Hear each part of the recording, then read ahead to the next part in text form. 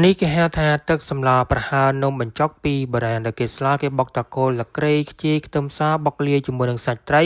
គឺគេយកទៅដាក់ស្លតែម្ដងខ្ញុំមិនដឹងថានៅខាងស្រុកបងនៅស្លទឹកសម្លប្រហើរនំបញ្ចុកបែបនេះដែរឬអត់ទេតែនៅខាងស្រុកខ្ញុំអ្នកខាងខេត្តតាកែវនេះគឺនៅពេញនិយមស្លបែបនេះនៅឡើយរសជាតិដើមរសជាតិពីបុរាណឆ្ងាញ់ណាស់អ្នកទាំងអស់គ្នាហើយបើនិយាយពីរឿងវិធីធ្វើវិញងាយស្រួលធ្វើមែនតើដំបូងយើងដាក់ដាំទឹកសម្លដាក់គល់លក្រេបន្តិចស្លឹកក្រូចសើចបន្តិចទុកចោលនៅនឹងមកទឹកសម្លយើងពុះចាំយើងបង់ត្រីចូលរួចហើយម៉ែកូនបិតដើរទៅជីកខ្ជាយនៅខាងក្រោយផ្ទះខ្ជាយដាំខ្លួនឯងចឹងមិនចេះខ្វះទេចង់ស្លោពេលណាក៏បានដែរបើនិយាយពីម៉ែក្មេកវិញជួយហាន់គល់លក្រេជួយហាន់គ្រឿងជួយបុកគ្រឿងនឹងឯងបើមិនជួយគ្នាម្ដាយមួយជើងទេគឺមិនងាយបានហូបទេព្រោះថាល្ងាចហើយអ្នកទាំងអស់គ្នាទម្រាំទៅបានធ្វើនេះម៉ោង5ម៉ោង6ល្ងាចបន្ទាប់ពីយើងបុកគល់លក្រេបានម៉ត់ល្អហើយយើងដាក់ជាមួយនឹងខ្ទឹមសរួមជាមួយនឹងខ្ជាយចូលរួចហើយយើងបុកខ្ទឹមសខ្ជាយនឹងឲ្យចូលគ្នាល្អជាមួយនឹងគល់លក្រេមើលតែយើងបុកគ្រឿងបានម៉ត់ល្អហើយយើងទុកគ្រឿងនឹងម្ដុំសិនយើងចាប់ផ្ដើមមើលទឹកសម្លរបស់យើងចាប់ផ្ដើមពុះហើយយើងចាប់ផ្ដើមបង់ត្រីរបស់យើងចូលតែម្ដងហើយយើងទុកត្រីនៅនឹងសិនណាចាំត្រីឆ្អិនចាំយើងមកបេះបុកជាមួយនឹងគ្រឿងយើងទៅដើររបន្លែនៅជុំវិញផ្ទះដើម្បីយកមកធ្វើរបោយនំបញ្ចុកវិញម្ដងកូនភាសាទៅកាត់តយងចេកយ៉ាម៉ែក្មេងវិញចោះដកផលិតអ្នកទាំងអស់គ្នាឲ្យកូនភាសាចោះទេខ្លាចកូនភាសាលងទឹកកូនភាសាមិនចេះហែលទឹកអញ្ចឹងម៉ែក្មេងនៅចោះដកផលិតខ្លួនឯងឥឡូវត្រីរបស់យើងគឺចាប់ផ្ដើមឆ្អិនហើយអ្នកទាំងអស់គ្នាកុំឲ្យឆ្អិនខ្លាំងពេកមកបែកសាច់ត្រីល្មមមកឆ្អិនល្មមប៉ុណ្ណឹងមកបានហើយបន្ទាប់ពីយើងស្រង់ត្រីចេញពីទឹកសម្លរួចរាល់ហើយកុំភ្លេចយកគល់លក្រេយកលក្រូចនឹងចេញពីទឹកសម្លផងរួចហើយយើងចាប់ផ្ដើមជ្រុំប្រហុកនៅក្នុងទឹកសម្លនឹងតែម្ដង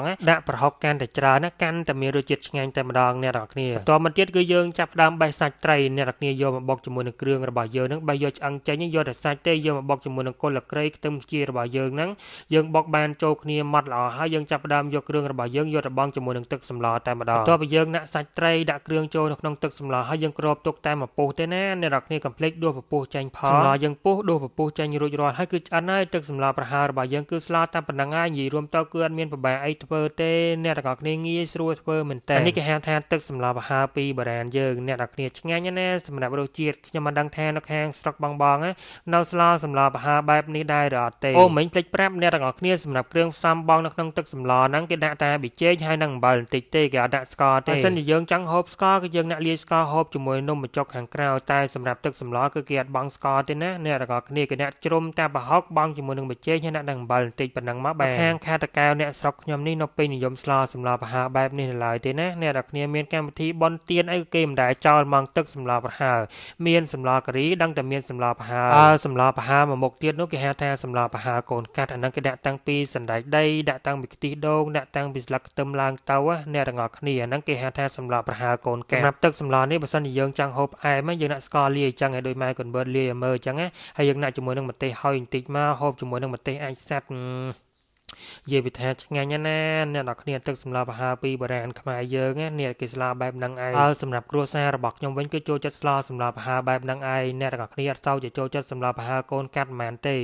យូរបានយើងធ្វើសម្លប្រហើរកូនកាត់ហូបម្ដងតែបើខាងស្រុកបងខ្លះគឺគាត់មិនចេះហូបទឹកសម្លប្រហើរបុរាណចេះទេគាត់ថាហូបទៅដូចវាអត់ឆ្ងាញ់អត់ចូលជាតិអត់មានគ្រឿងអត់មានសណ្តែកដីអត់មានខ្ទិះដូងអត់ឈ្ងុយអញ្ចឹងគឺគាត់មិនចេះហូបទេនិយាយរួមទៅចំណង់ចំណូលចិត្តរបស់យើងគឺមានខុសគ្នាអ្នកទាំងអស់គ្នាប៉ុន្តែខ្ញុំចង់បញ្ជាក់នៅក្នុងវីដេអូនេះថានេះគឺទឹកសម្លប្រហើរបុរាណខ្មែរយើងបើសិនជាអាចយើងកុំចោលឲ្យសោះអ្នកនរគ្នាពេលមានកម្មវិធីជួបជុំបងប្អូនជួបជុំគ្រួសារជួបជុំសាច់ញាតិអីមានសម្លការីគឺយើងត្រូវតែមានសម្លប្រហើរចឹងផងជាចុងក្រោយអរគុណដល់ពុកម៉ែបងប្អូនទាំងអស់គ្នាដែលតែងតែតាមដានទស្សនាវីដេអូរបស់ក្រុមគ្រួសាររបស់ខ្ញុំតាំងពីដើមរហូតដល់ចប់ជូនពរពុកម៉ែបងប្អូនទាំងអស់គ្នាមានតែសំណាងល្អគ្រប់ពេលវេលាគ្រប់ទីកន្លែង